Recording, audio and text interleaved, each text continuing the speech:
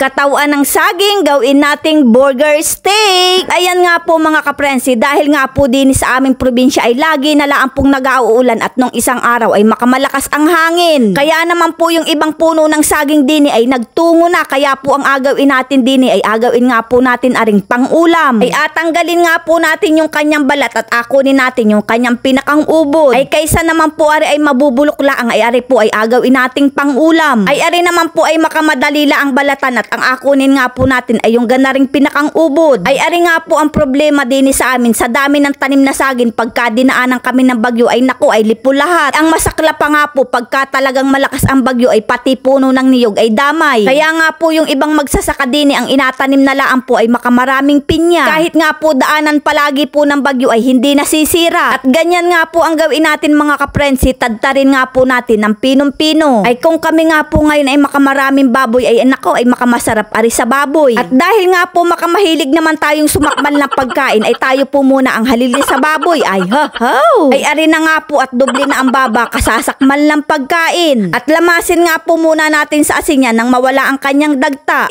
Kaunti naman po ang dagta na rin at hindi nga rin po ari mapakla. At lagyan na nga po natin yan ng sibuyas, paminta, asin at saka po ay oyster sauce. Bali nga po isang cup na harina laang ang ating nilagay dyan at saka po ay 2 pirasong itlog. At maliban nga po sa napakadali laang na ring lutuin ay napakamura pa ng ating magagastos din eh. At pag ganyan na nga po yung kalapot ay pwede na nga po natin yang iprito. Pag nga po makamainit na yung mantika ay isa lang na nga po natin yan. Kaya naman po kung kayo may mga tumbang saging dyan ay gana rin na lang po ang inyong gawin nang hindi nasasayang. Yung saha nga po mga kaprensi ay pwede rin nga po natin gawin yang saha chips. Kung gusto nga po ninyong gumawa nun at hindi nyo pa alam kung paano gawin ay naandyan lang po yan sa aking mga vlog. Ay alam nyo po baga mga kaprensi, dahil nga po sa pagluluto natin ng saha chips ay na-featured tayo sa Kapuso Mo Jessica Soho ng GMA7. Ay sa hindi ko naman po iniyayabang, kaya lang po ay talaga namang yung mga pagkain na akala natin ay hindi nakakain ay nakakain pala. At pagkatapos nga po nating magluto ay magawa naman po tayo ng burger steak sauce. Para nga po malinamnam, ang ginamit nga po natin dyan ay star margarine. At ayan nga po, naglagay tayo ng oyster sauce at isang kutsarang cornstarch. At isang tasang tubig nga lang po yung ating nilagay dyan. At haluin nga lang po natin ang haluin yan hanggang sa siya ay lumapot. Pag ganyan na nga po kalapot ay atin na nga po yung ahunin. At ganyan lang po man din naman kadali gumawa ng burger steak. Napaka-basic. At ibudbud na nga po natin yung ating nilutong sauce dyan. Kahit nga po yan ay walang nilagay na mushroom ay makamalasa na nga po yan. Ay talaga naman pong nakakagutom na. Kaya naman mga kaprensi, ano pang inaintay natin dyan? Sakmala na!